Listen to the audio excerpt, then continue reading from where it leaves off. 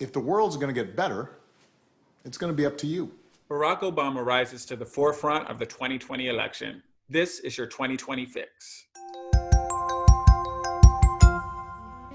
After largely remaining silent, President Barack Obama has become increasingly vocal in expressing his desire that Americans come together to vote Donald Trump out of the White House. In the past week, the former president gave 2 commencement addresses where he told young Americans that they had the power to change the direction of this country.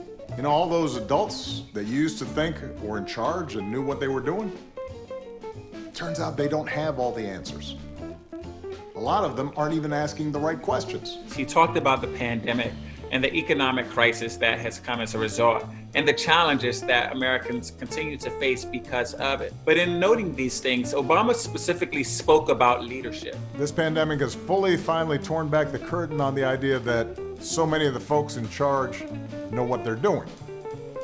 A lot of them aren't even pretending to be in charge. What Obama sought to do was to encourage young Americans to become voters so that they could back lawmakers and leaders that they believe would respond better to crises like this. But most young voters, 18 to 29, actually back Bernie Sanders. And we know that Bernie Sanders is not the presumptive Democratic Party nominee. Millennials are currently the largest voting bloc in the country, despite being incredibly popular with 18 to 29-year-olds and even older millennials.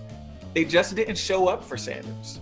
And so there's been great concern among Democratic stakeholders that these young voters may not show up in the general election. So the Biden campaign is hoping that in giving these speeches, Obama will be able to mobilize young voters today in ways similar to how he was able to do so in 2008. But the Biden campaign is not the only team trying to use the former president to turn out their base. President Trump is also pointing to Barack Obama and accusing him of committing unproven crimes with the hope that it will encourage the base of his supporters to back him more strongly in the November elections. Look, he was an incompetent president. That's all I can say. Grossly incompetent. Thank you. The amount of attention both campaigns have given to Obama in the past week proves that Barack Obama remains one of the most influential presidents in modern American history. This pandemic has shaken up the status quo and laid bare a lot of our country's deep-seated problems.